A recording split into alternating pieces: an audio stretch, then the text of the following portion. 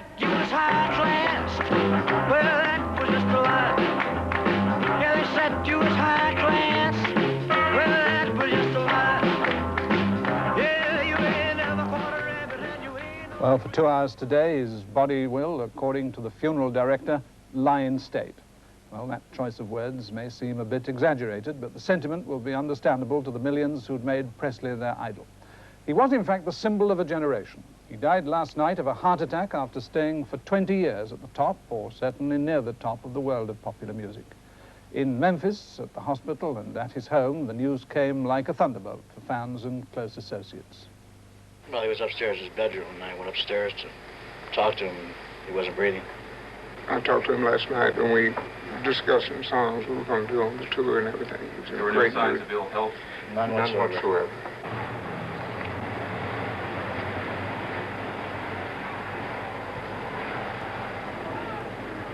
Well, we saw him last night. You know, we waited and waited for him to come out of the gate, and he went back in again, and he was smiling and waved and everything as if he was in real good health. Looked real good last night. I can't believe it. It's not real. No, it's not. He was a very nice fellow. From what I gather, I never actually met him, but certainly a very nice man. But he never said anything that anyone will remember. He never did anything, really, that anyone will remember. Did he have any great originality? No, I think what he had to say was in his music. He had this animal quality, which obviously I don't think any white man had ever had before, or probably will never have again, that certainly appealed to the teenagers of the day, and, of course, managed to stay at the top for 20 years by this brilliant handling of only making a personal appearance on but very few occasions. How much do you think is owed to Presley by groups like the Beatles and the Rolling Stones? Oh, everything, I would think. I doubt very much if the Beatles or even, say, Pat Boone in his early days, we mentioned him earlier on, or the Everly Brothers or the Rolling Stones, would have ever had the popularity they had. Of course, that was the time of the revolution, the younger generation revolution. And of course, if the parents all said he's a dreadful man, Elvis Presley, as they did in the early days about Bing Crosby and later Frank Sinatra. And of course the Beatles. Yes, of course. Although eventually they decided... They became rather clean-cut and well-combed. That's right. They were quite happy about that. But Presley was obviously absolutely reviled at one time, and then he started singing ballads. And he sang ballads extremely well, and there's no question about it. He got the older generation on his side in the end. Well, now, he's dead at 42, and we've just seen the film A Star is Born, where we see the disintegration of a similar kind of pop idol. How much do you think his death might be due to the sort of life he had to lead as a pop star? Well, I think he was a very private person, and the problem that he had was having to live up to an image, even though he wasn't seen in public very often. His problem, of course, was overweight. He was a very, very big eater. I mean, he used to eat hamburgers like they were going out of style. And he had this problem of middle age spread.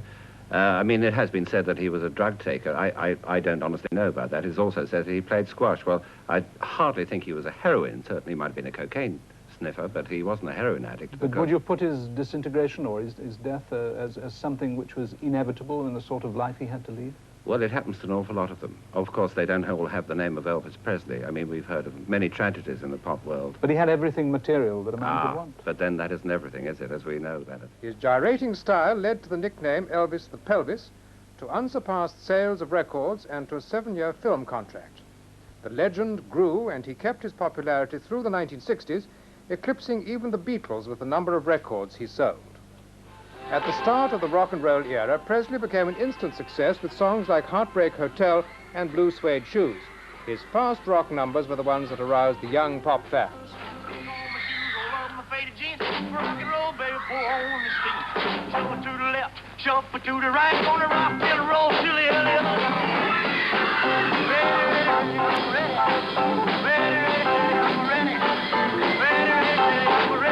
ready to rock and roll. His career suffered an enforced break in 1958 when he enlisted in the army.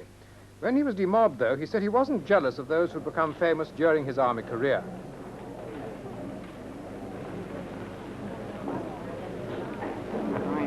If somebody can come up and make it, well, more power to them. Because I'm only glad of the success that I have had, you know. And I couldn't be envious of some other young or new guy that's trying to make it too. In 1967, he married the daughter of an American Air Force colonel whom he'd met during military service, but the marriage ended in divorce 6 years later. In his later years, Presley's popularity stayed as high as ever, with concerts given all over the world, though never, surprisingly, here in Britain. He was often a more sedate performer, but his singing and his music could still electrify the crowds.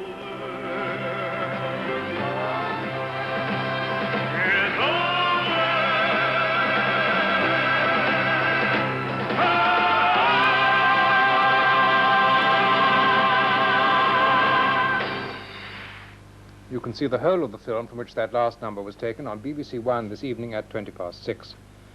The body of Elvis Presley will be on public view at his home for 2 hours during today, to be followed by a private funeral service tomorrow.